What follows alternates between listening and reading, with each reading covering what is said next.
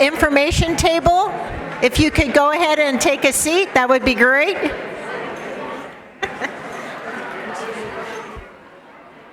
I'll come on after you and just do a couple quick little announcements After we're finished? Yeah. Sure. Yeah. I can segue that too. Yeah. Really. All right. Anna or Leo?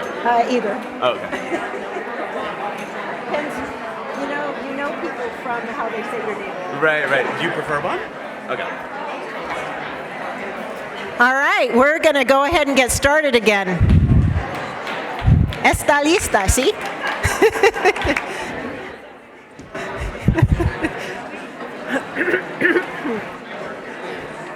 All right. Thank you very much, everyone, for taking your seats. Appreciate it. And I'm going to introduce... Oh, I still hear a buzz in the room, which is so nice. I love hearing this sound. But let's go ahead and come back together. If you'd go ahead and take your seat. Thank you. I'd like to introduce our caregiver panel. You know, if I'll whistle in a moment.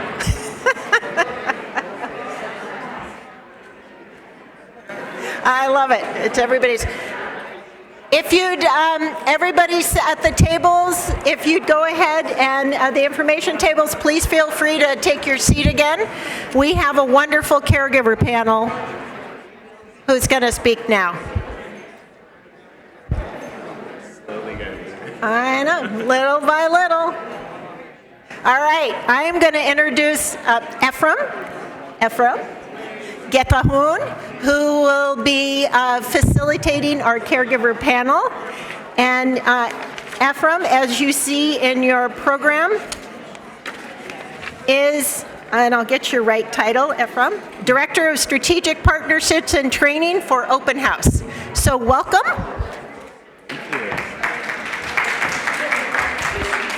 Hello. Give me one moment here. Yes, I can. Can everyone hear me okay? I can project. My voice works really well. Is that better? Fantastic. We're here for it. So as I was so graciously introduced, my name is Ephraim Getahun. My pronouns are he, him. I am the Director of Strategic Partnerships and Training at Open House, which is the LGBT Senior Center here in the heart of San Francisco.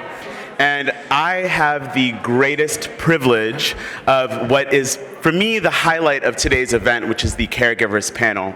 And we have three incredible, beautiful souls that are going to really share their stories from unique perspectives, unique experiences, but that is still a single thread that will create a tapestry that really illustrates the spirit of caregiving. And so I'm going to turn it over. We have three individuals, Joyce Calvert, Linda Hills, and Richard Mendelson. And I really encourage, their bios are right in front of you. I don't want to take much more time, so I'm actually going to let you read that over as these individuals share their stories. So we're going to start with Linda. Joyce. Joyce, we're going to start with you if that's okay. Yes, fantastic. So thank you so much, Joyce. Is this microphone on? Yeah, turn it off and hit it.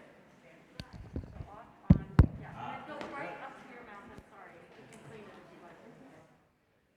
They can't hear you. Hi, everybody. My name is Joyce. Is this on? No, you have to put it. It'll be like all the way to the left. Hello? Hello? Okay. Hi, everybody. My name is Joyce. Huh?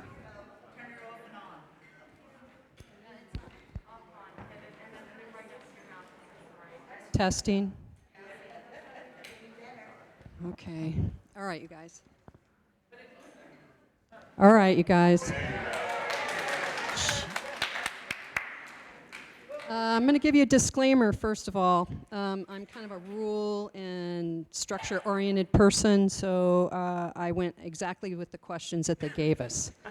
And they gave us 3 questions. But I'm going to start off with this thing right now, okay? I'm not a professional. I'm a family caregiver.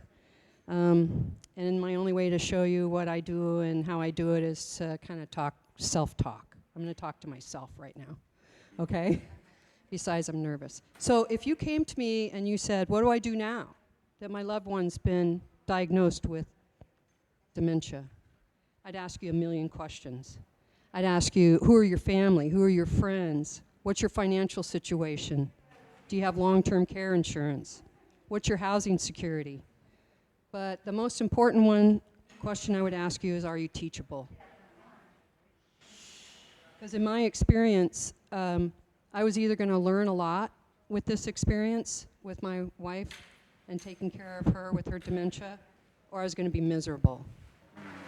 So I'm still miserable a lot of the time, but I don't fight it anymore.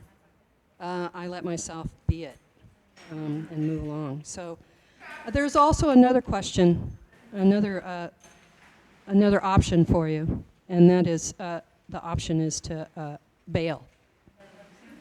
All right? You can bail, you can take off, you don't have to do this. Not everybody does this, right?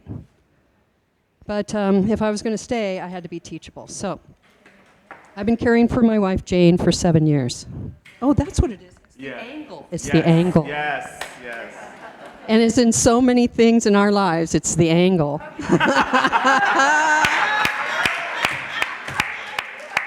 Okay. The first question was, when did I first consider myself a caregiver? And that was first, I was a working, full-time, long-distance caregiver for my mom and dad living in South Texas. Long-distance caregiving is real, and it's valid, and you need support. It deserves support, and you deserve it. It's very stressful, worrying about your loved one's care miles and miles away. I brought my mom up to San Francisco after my dad died and discovered she had vascular dementia. That's the time I consider the beginning of my caregiving journey. At that time, Jane's dementia was still in early stages, so I was attempting to work full-time at a job that I absolutely loved. I had very little awareness of what caregiving was then. So what I've learned. Since then, I've learned about caregiving agencies, how they work, the good and the bad. I learned about ER visits, behavioral problems, memory care, board care, falls, hospice. I found free medical equipment, paratransit, 30th Street Senior Center, On Lock. I discovered all the people at Open House, Ray Dolby Brain Health Center, the Family Caregiver Alliance, of course, the Global Brain Health Institute at UCSF, and the Iowa Enrichment Center. So we participated in memory care cafe lunches. We socialized with other couples when we could. And we had independent caregivers, family friends, friendly visitors, and coffee club friends. They all took turns taking care of Jane so I could have respite. So through these experiences, I kind of knew what to do and where to go for the first few years of Jane's decline. But today, her decline is in unknown territory. It's been 7 years. A side note, if you can go to Sacramento with the Alzheimer's Association advocacy, you should go. It's a lot of fun, and you'll really see how things happen at the legislative level. So Jane's decline felt exponential during the pandemic. When we were able to participate in the day program again, her cognition improved. But what has impacted our experience the most is being a co-op caregiver at the Iowa Enrichment Center, where Jane goes 5 days a week. The co-op is part of a private pilot program funded by private grants. So the social interaction is so vital. I'm going to spend some time on that. So as part of my self-care, I also take classes at City College. Last spring, I took a public policy class that has launched me into gathering public and private interest in worker-owned dementia day programs. I'm going to let that sit. It's one of the reasons why I agreed to speak here at all, because I want to talk to all the people that are here that can help me do that, because I can't do it alone. And I know it's a good solution to some of the problems we've talked about today up here at the table in the medical field and the day center field and the in-home service support services, which it doesn't help to have an in-home support service if you need to go to a day program And the middle class is kind of stuck in the middle of that, trying to afford it, trying to find ways to get it. The co-op has been a lifesaver for us. So let's see, self-care. The way I think I got involved, or the way I take care of my self-care, I think, is getting involved in the dementia community. I've kind of dove in. I know I have to take care of me, and it's not that easy. It seems I take care of myself in starts and stops. Like I grab onto something like art or meditation or writing or exercise, and then I slip back into myself. Like somehow it's important to do the grieving instead of anything else. But I learned to let myself do that, and I do it without a whole lot of guilt nowadays. And for me, it's necessary to. So then I'm up again and active and doing my thing. So I want to say that caregiving for dementia is a human-to-human thing. It's a team sport. So it's not care-centered care like skilled nursing. It's learned by doing it, by practicing it, by being resilient about time and space and expectations. So a bunch of people in facilities and programs by, I'm quoting the Alzheimer's Association right now, have a huge percentage have dementia or dementia-producing diseases, yet no one's really trained. It's in short supply, trained caregivers for dementia. So it's why I feel compelled to do something about the worker-owned idea. Imagine caregivers having a stake in their work environment, good pay, benefits, retirement. They have a stake in their own education and their own caregiving, and their own education about caregiving, and all the participants that show up. Everybody's different. You care for them differently. You can't learn that all at once. So a worker-owned system of caregiving, day dementia caregiving, would help solve a lot of those problems. So in closing, I want to say, first of all, remember to be kind to yourself. Strive for a sense of humor. You can be pretty funny, right? It still holds a social stigma, though. So caregiving is not for everyone. So don't feel bad if you can't do it, or your family members can't do it, or you struggle with it. Find out where you can help, if you can help. But above all, have compassion for yourself. Okay, that's it. Thank you so much, Joyce. It's really powerful. You know, I have a personal connection to Joyce, and it's just really powerful to hear the ways that these experiences are going to manifest into some real tangible work. And so if you heard the work that Joyce is really committed to and think that you can contribute, please approach her and let her know. And I think it's just really powerful. And that reminder that it's okay to come to terms with some of the misery that comes with caregiving. So please don't forget to write down questions if you have them for our caregivers, because we will be offering answers to some of your questions after the panel is over. So thank you again, Joyce. So next, we are going to move on to Linda Hills. Linda, please take it away. Thank you. And again, the bios are right in front of you, and you can reflect on those as they speak. Good afternoon. Oh, can you hear me? Yeah? Okay. Kind of like straight, kind of yeah, Okay. perpendicular. Okay. I've been a caregiver for my husband, who just recently passed March 23rd.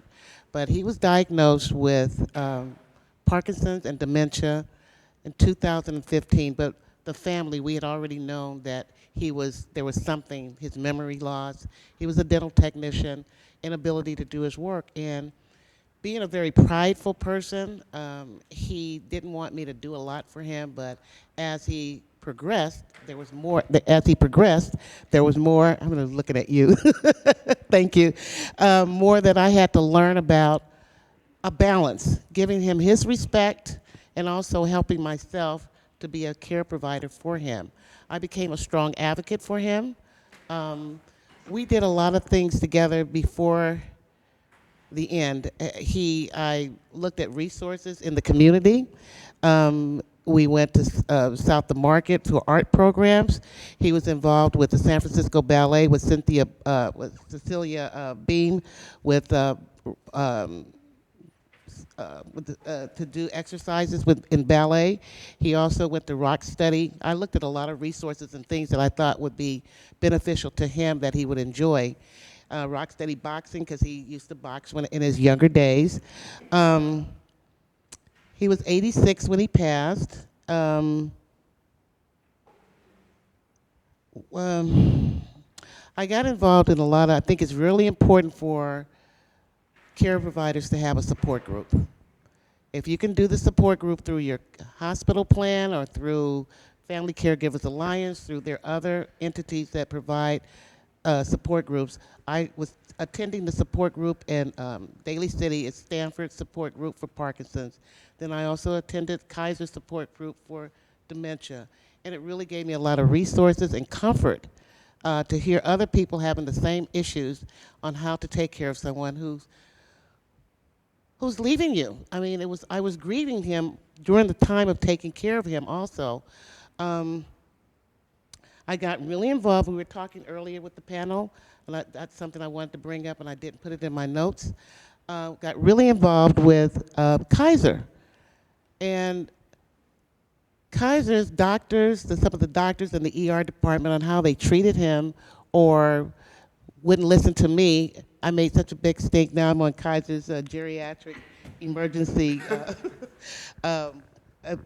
council to make sure that doctors are more sensitive, they have better language, that the people who are coming in with dementia or Parkinson's, that they have a ready-made plan on with their information so that they don't ask the patient the same questions. They would ask my husband the same questions. I said, that's already in his records. Well, and he couldn't remember. And then I didn't want to be disrespectful and he'd say things that weren't true, and I'd say that's not true. And then he would look at me and then the doctor, so I had to have a good talk with his doctors and with him about respecting him, but we need to be as diligent as possible. Just navigating the medical services were a big one for me. And you need to know that you are an advocate. You have to be an advocate for someone with dementia and Parkinson's because that's like a double whammy. He was stiff, he was falling, and dementia, Parkinson's also has a form of mental health also where you forget things. So all the education, all the children were giving information through all the flyers I got from Family Caregivers Alliance. I made copies for the family so that the kids knew what was going on because it's not easy to sit down and regurgitate on everything that you have been doing with the person you're taking care of. There was another thing. I'm a native San Franciscan. It does take a village. I think we all who are caregivers have a lot of the same similar issues. Culturally, he was a very pride African-American male who did not want me to do a lot of things for him. And he was trying to hold on to his dignity and respect. So that's a big balance right there, just giving them the respect that they need and making them feel like they are still of value. And also the grieving that you go through. Eventually, last May, I put him in Laguna Honda because he kept falling. He would get up at night sometimes and when I'm asleep and he would fall. And I had my grandchildren living with me and my son, and we would still miss him. It just became impossible to keep him at home because of the falling. And neighbors knew, the grocery store owners, my neighbors, they all kind of knew if he would get lost or something and kind of give him directions back home. So it takes a community, it takes a village. There's no shame, but you be proud that you're able to do this for your significant other. I think that's really the most important thing. It's not doom and gloom, but it is work. It is work, and you have to be a little aggressive and gutsy, and then also step back and be respectful and offer them their dignity. So I think that's about it. Thank you.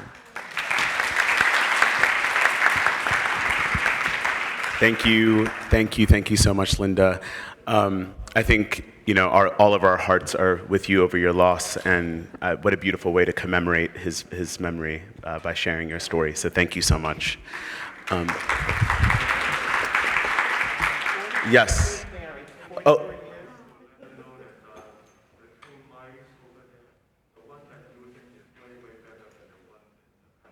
Okay, maybe we can.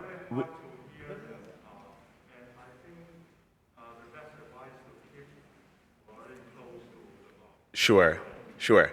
Thank you so much. Yeah, totally.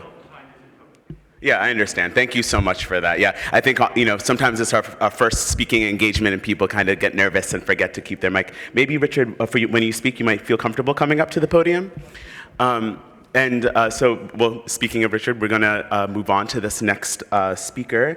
And so again, please don't forget to write down questions if you have them.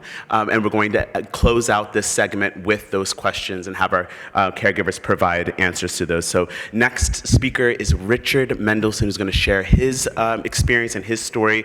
And it sounds like he feels good about holding that mic. So we're going to move on.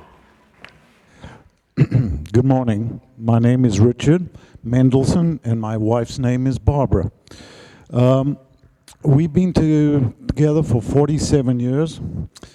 It's been a best friends, partners, lovers, and it's been a really wonderful relationship for us through these years. Previously, Barbara, who was extremely smart, was a school teacher. She was the vice president of the school board.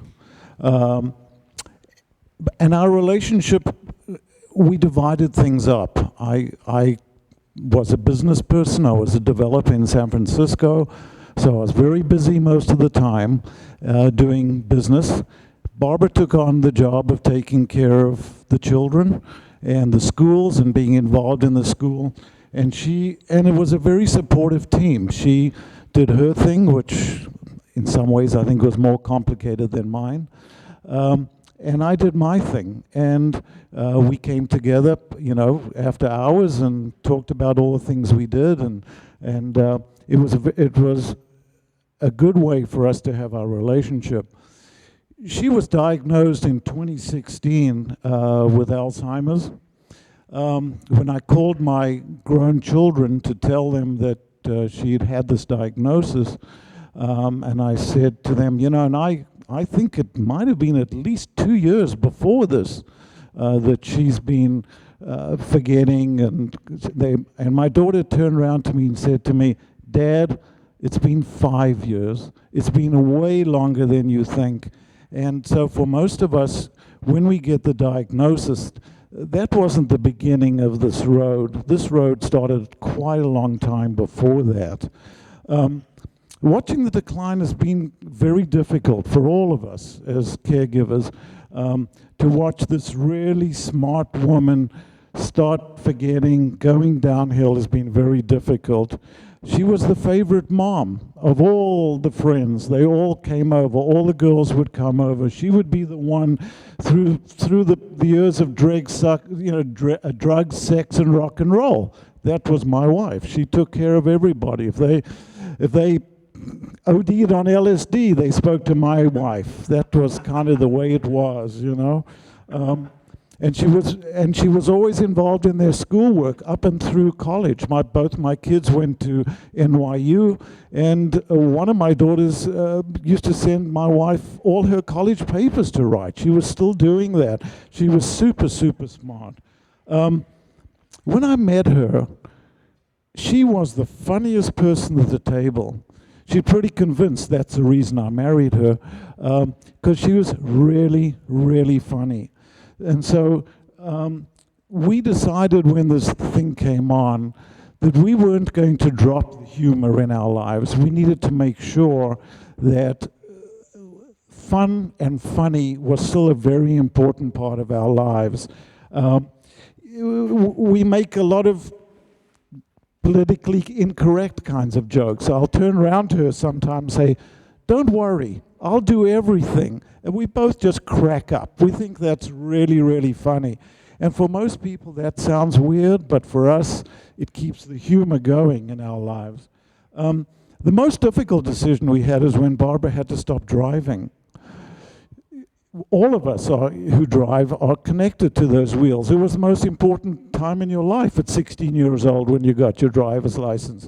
Taking it away and realizing that was very difficult, and I couldn't have that conversation. So I called our personal doctor, and I said, would you do this for me?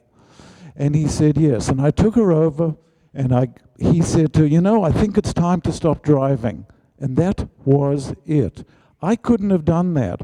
So you should use your doctor in those ways sometimes.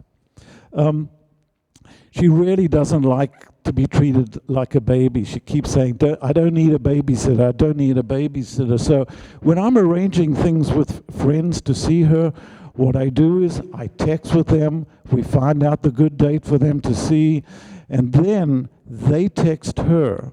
And they say, we'd like to see you at 9:30 on Friday morning. Are you available? But I've already done all the homework. It's all done. She does think that she can take care of herself, but we know that's not possible. I mean, sometimes I say, go get the plates from the dining room, and she doesn't know where the dining room is. So, I think most of them think they can take care of themselves, but I don't think that really is reality. Less socializing. We were a very social couple in San Francisco, in my business, in her business. We were busy most evenings doing something. And I've noticed that she doesn't like to socialize that much anymore, and I think there's a good reason for that. When she's out with people, even with me, and she starts a conversation, she'll forget halfway through the sentence what the end of the sentence is going to be. And I think that's sort of embarrassing. So the social life has sort of dropped away quite a lot. In fact, when COVID was over, she turned around to me and said to me, gee, I really liked COVID, which was kind of a strange comment, But I've noticed the progression has changed. She would forget things, and then she would remember things for 5 minutes, but it's really come down now to about 5 seconds. She doesn't remember very much. She asked me 5 times this morning where I was going. And we have to get used to that as caregivers. We can't say, I already told you that, because we want to say that 100 times a day. We can't do that anymore. We have to pretend that we hear it for the first time every time. Cooking. Oh boy, that's complicated. Having her in the kitchen just drives me crazy. So I say to her, look, why don't you do something else? Or why don't you do the dishes? Well, she's really good at doing dishes. Takes an hour to dishes. I called my therapist. I said, what am I going to do? It's taking an hour for her to do these dishes. He said, why are you complaining?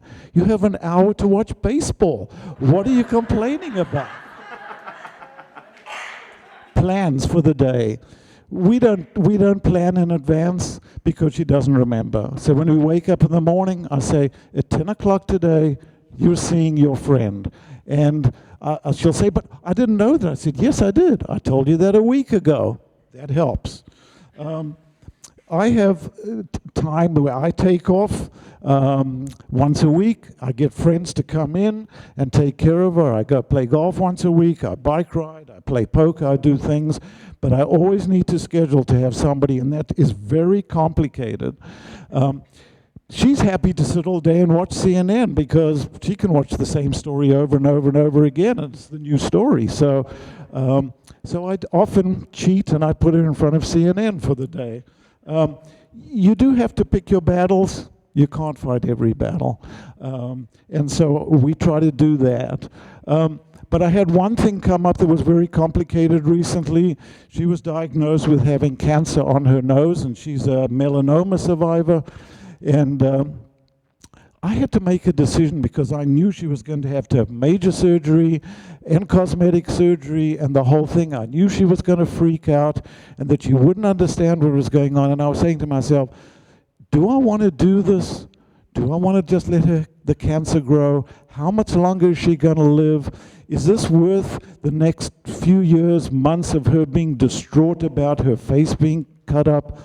We did it anyway, but looking back at it now, not so sure about that. It was a very complicated issue. The toll on us caregivers is huge. And at one point, I was really starting to have a little bit of a breakdown. My therapist said to me, "You need to get away, you're burning out." I went away for a week, and it was life-changing for me. I had my kids come, look after my wife, and it was fantastic. The future. You know, I'm 72 years old. I don't know how much longer Barbara's going to last, 2 years, 3 years. I still have a life ahead of me. And it's kind of embarrassing in some ways because I start asking myself the question, where am I going to go? Am I going to have another relationship? How are my kids going to feel about that? It's complicated when you know that something's coming to an end at some point. And are you just going to sit at home for the rest of your life and watch CNN, or are you going to get out there and be a human being that lives a life?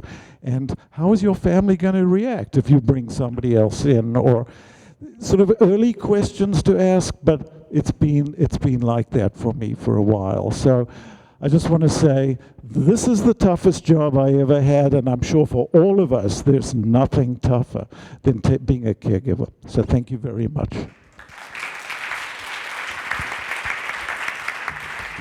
Wow. Thank you for these stories, Joyce, centering really reminders of compassion, recognizing when misery arrives, but really transforming those experiences into action. And Linda sharing her stories, especially around cultural competent care, especially around our strong Black men, and making sure to ensure that respect is a part of that care, but also meeting them with grace. And Richard making sure to center a lot of humor, which is always the best medicine, because if you can't laugh at some of these situations, I'm not really sure where we're gonna end up. So I'm gonna kind of open up into this next section where we're gonna take questions from the audience. I already have a couple. I also have several of my own if the audience doesn't have any more, but I see folks are kind of raising their hands, so please don't hesitate, just put your hand up and someone will come and grab that question, and we're gonna ask our panelists here. And so I have a question here, and this one's for Joyce, so buckle up. And the question, From Gary? no name, but maybe you can guess it when you hear the question. How can we find out more about the worker-owned project for caregivers? Come talk to me. After this.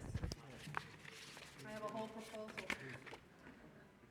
Yeah, this is great. Come talk to me after this. Come talk to me after this, okay, you guys? Anybody who wants to know about that worker-owned idea. I need money. I need people. I need people to give us stuff. I need rich people to give us stuff. All right? So come talk to me afterwards. I mean, these things happen. This is about San Francisco. I'm kind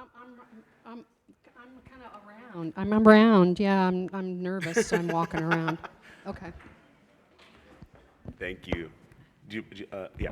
I just lost my train of thought. What was I going to say? Oh, just get a good look. See Linda here, because if you are interested in learning about this kind of new model of memory care centers that could transform the landscape of San Francisco's infrastructure, please come and bother her. She's sitting right over there. To get a good look and memorize that face and find her in the audience, okay? This next question, I'm actually going to center this one for you, Linda. I've heard from dementia caregivers that a lot of your social networks, so think about your friends, your loved ones, and family, drop away because of their discomfort around dementia. What do you want those folks to know, or is there anything you want to say to them? I think it's important to continue with as much socialization as you can, explain to people, mainly family, because my husband didn't have a lot of friends, but we were very connected with the family. So that's why I educated the family and the children more so that we could do social things. We did picnics. I would make sure that there was accessibility for handicap there to take his wheelchair. We went to see a couple plays. I made sure that he could have access. Socialization, I think, is very important, but of course it dwindles somewhat. It's not going to be the same anymore. Everyone doesn't understand that. He loved to play dominoes and games. No more game playing. He couldn't follow. So we had to come up with other things. A lot of times I did cooking or had people over for dinner, and light conversations and things like that. So does that answer? Yeah. Yes, absolutely. Thank you so much, Linda. This next question I'm going to ask to you, Richard, if that's okay. And the question is there something someone said to you during your time as a caregiver that has stayed with you, good or bad? God, I've been in a group, MCI, mild cognitive impairment group now for 6-7 years. There's 3 of them sitting right there. And we meet, it's through the Dolby Memory Center, and we meet every Friday morning. And I've learned so much from these women that I know, and we know a lot of other women. There's probably 10 of us in the group. You just have to listen, because their stories, a lot of their stories are going to be appropriate for you. So I've had so many things, but one of the strange things that has happened to me is when you meet one of your really close friends, you go out for dinner that you've had these friends forever, and then they call you the next day and they say, "Gee, are you sure Barbara has Alzheimer's?" And I just want to kill myself, come on. My whole life has changed. So I think you just need to, you need to listen and hear what everybody has to say. You want to answer that one? have to Yes, have- please, You go have ahead. to let some of it roll sometimes. You can't take everything personal, because a lot of people are not aware of how to deal with someone with dementia or a person changing. So a lot of times you need to let it roll. I know I was personally offended by my children when I first mentioned going into a care facility. I had to put my dad in one. I took care of my mom. She was in hospice. So when I decided to put Ernest in because of falling, I said, "Oh," and then my husband, "Oh, black people don't put their families in boarding cares or things like." And I'm saying, "Listen, Ernest," and he's from the South. He's from Louisiana.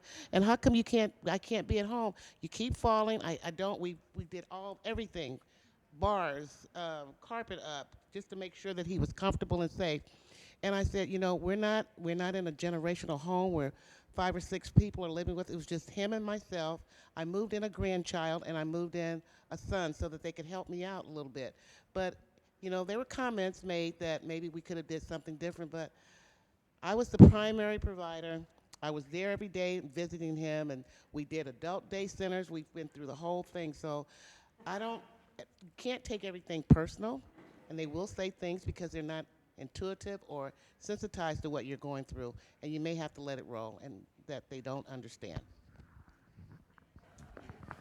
I have something to say about that. Everybody does caregiving different. Every caregiver is different. Every person who needs caregiving is different. And it took me a while to learn that, because I thought, oh, I know everything now. I've been to this workshop, so I can tell everybody else what to do and how to do it. And I learned really early on that it's helpful to no one, especially me and you. So everybody does it different. I've let go of all my judgment around anybody's caregiving. Even if they think they're a caregiver and I go, "Oh man, you don't do what I do." You can't be a that kind of crap. So I really kind of pull myself back from that. The worst thing that anybody has ever said to me would be the same thing. "Well, Jane seems fine to me." Yeah. Thank you. Yes, absolutely. I think that is probably the most difficult part of a dementia diagnosis, is that interstitial space from the diagnosis to when it's apparent to friends and loved ones. And that's very difficult because you're there witnessing every molecular exchange that leads to you understanding that someone is experiencing dementia. So I have something that's actually a comment from an audience member that I think is really valuable, and I'm going to read this out because I know from a caregiving perspective, myself and other caregivers have a very difficult time asking for help.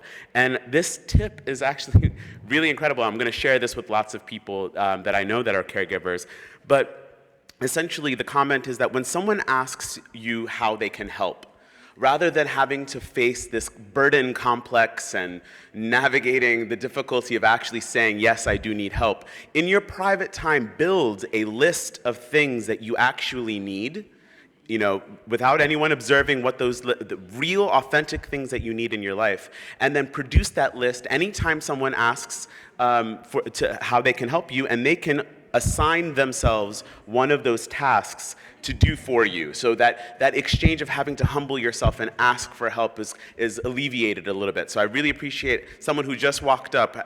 Yes? 25 years as support provider. Yes, thank you so much. What's your name? Ethel Wallace. 90 years old. Yes, thank you, Ethel. Thank you so much for that.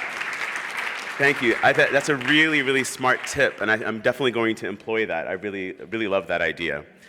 I have another question here, but before I ask this one, I actually want to touch on something that all three of you had a theme on in your stories, and it really, I guess the term we use is anticipatory grief, which is the understanding that the inevitable is going to arrive, and grieving traditionally happens after we've lost someone, but oftentimes, especially with a dementia diagnosis, that grieving process begins immediately. So I don't really have a question, but I'm wondering if there's a comment or anything that you want to speak to about anticipatory grief and how people can kind of navigate that.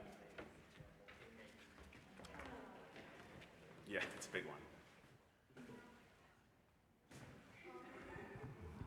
one. When they're changing, it's not easy to see the change. And I started telling my children, we had 6 children, we were like the Brady Bunch. He had 3 and I had 3 when we got together.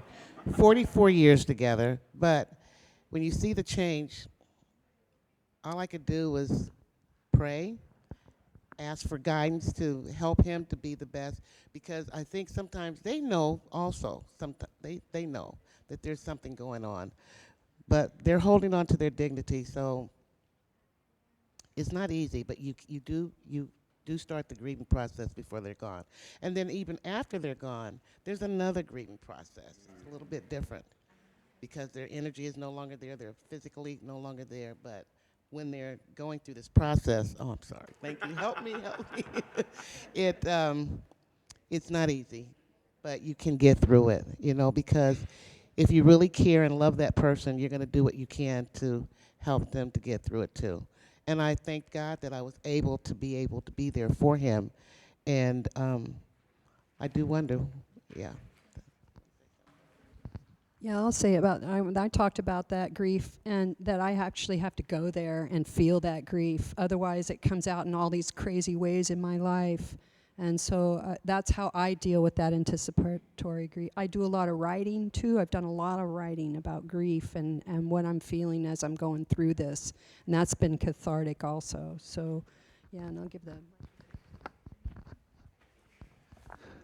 For me, the grief is not a constant thing. It comes and goes, and in some ways it might depend a little bit about the kind of day she's having, or even the kind of day I'm having. And when it happens, boy, it's rough. It's rough because we really do know what's coming, and if it's bad that day, it's going to get worse. But you just can't dwell on that. It's impossible to be a caregiver 24/7 and live in a state of grief and give the love that you want to give to that person. I think you have to put your grief aside as much as you can, and when you have it, just do it quietly and experience it. But I don't think you can do it all the time. Thank you so much for those comments. I have another question, and I'm just curious where we're at with time before I continue. I think about 5 minutes and then maybe a break. Okay, great. So we'll go for about 5 more minutes and then a break. Great, and then lunch is coming, so sure, no problem. Thank you so much.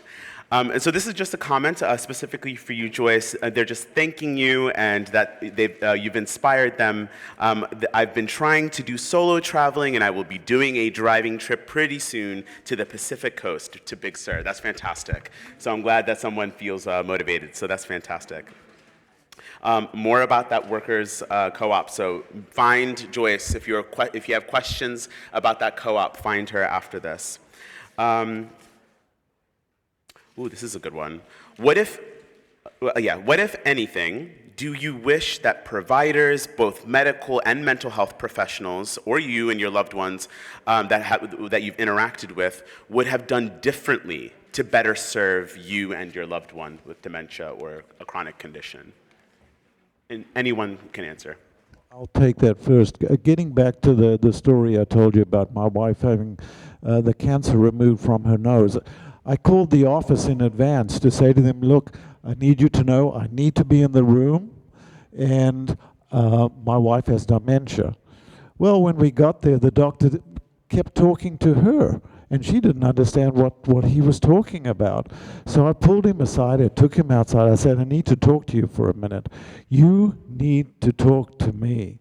You need to understand I'm a caregiver. Barbara does not understand what you're saying. And I think that's the most important thing that we need to remember, that the people that take care of our loved ones really understand that you are the point person on this. I'd like to ditto on that too. It's very, very important to let them know that you need to be a part of all the planning, and they can talk to him or to your partner, your significant person that you're taking care of, but they also need to include you and respect you. And you have to almost demand it in a certain sense. Once they know that you want this, they will work with you. It's no different when my husband was in the ER and they had him there for 6 hours. They said, well, you can't come. This is at UC. And I said, well, we can't let anyone in. I said, you've had him in there for 6 hours. He's in the hallway on a gurney. He may wake up not knowing where he's at, confused. And I said, I need to be there. So find me a chair, and I'm going to come in there. Security's tried to stop me, and I said, then we need to not have this. And I didn't act ugly, but, you need to be firm about taking care of that person, because it's just not fair. So, yeah. That's nice. I have been ugly. Many times in many ways. I feel like I can handle people with cognitive decline these days, but I can't handle people that don't have it. I don't want to repeat things 10 times, and I don't want to do that, and not listening. So, we deal with that all day long with someone not able to listen. But I don't know if there's anything I would have done different or anything I will do different. I think this is a journey for me. It's not the end. I don't have a goal. The end result is that we're all going to die. But this one we see happening. And so it's my journey, and all the negative and crazy things that have happened to me in the last 7 years and how I've dealt with it, wrong and right. It just is. I don't think I would do anything different. So welcome to the journey. And on that note, I think we are going to go ahead and close the panel. I just want to, honestly, Joyce, Linda, Richard, thank you so much for sharing your stories. And as you applaud them, I hope you see yourself reflected. You see yourself reflected in these individuals, and you're applauding yourselves as well as caregivers. And so, just to take that moment, and Leah's going to come up and say some words before we break.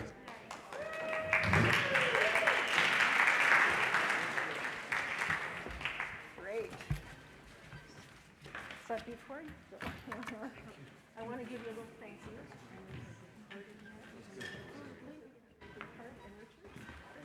A little thank you and a gift card there. So thank you. Thank you so much.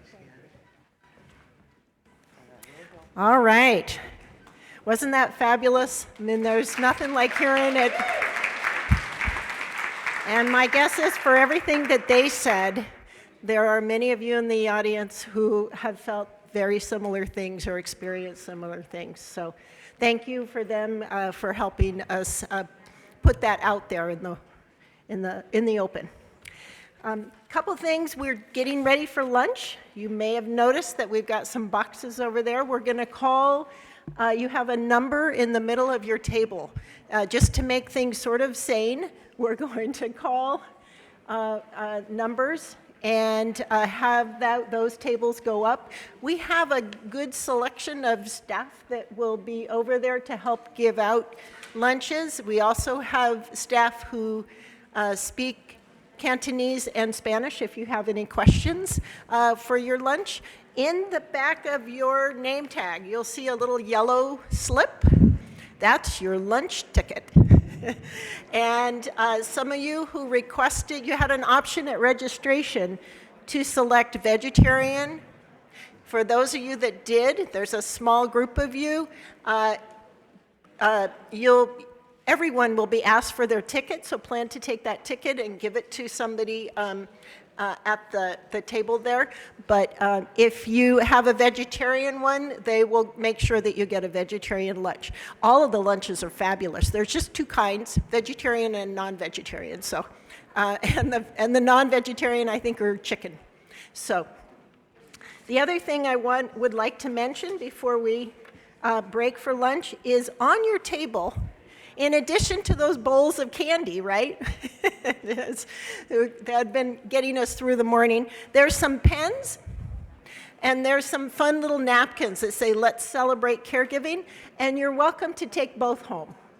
So there's some more or less celebrate caregiving napkins on the table over for the lunches, and you're welcome to take them. And again, if you need a pen, don't hesitate to take a pen. Okay, with that, are there any questions before we break? We start back at 1 o'clock. Oh yes, we start back at 1 o'clock, so that means come back to your place by 12:55. And if you, let's see, what else? Oh, and after lunch, we have a really important thing planned. You see these white pages on the wall here? That's when you registered, you had an option to choose a subject area that you would want to talk about a little bit more. And there we'll be putting signs up on various tables where those groups will be gathering. So when you come back, you can eat where you are now, but we will be asking you to shift after that point. So you'll get a chance to talk in a smaller group with people who will also identify that same topic area that was of interest. And from that, we're going to pull out some key ideas and suggestions, document that on the wall. And then after all of that, we're going to take all that information, put them into some event highlights. We're going to send them out to you. So you have it all at the end. So, but just to let you know, that's kind of how how the afternoon will roll. And then we have two more relaxation kind of wellness events at the very end, towards the very end. I take that back. One is right after lunch, and one is at the very end, just to help you center and take in this wonderful energy that we have here today. So with that, everyone's saying, let's get to lunch. So let me, what I would like to do is go ahead and release, I'll be traditional. Let's go with tables 1, 2, 3, and 4. Why don't you go ahead and go up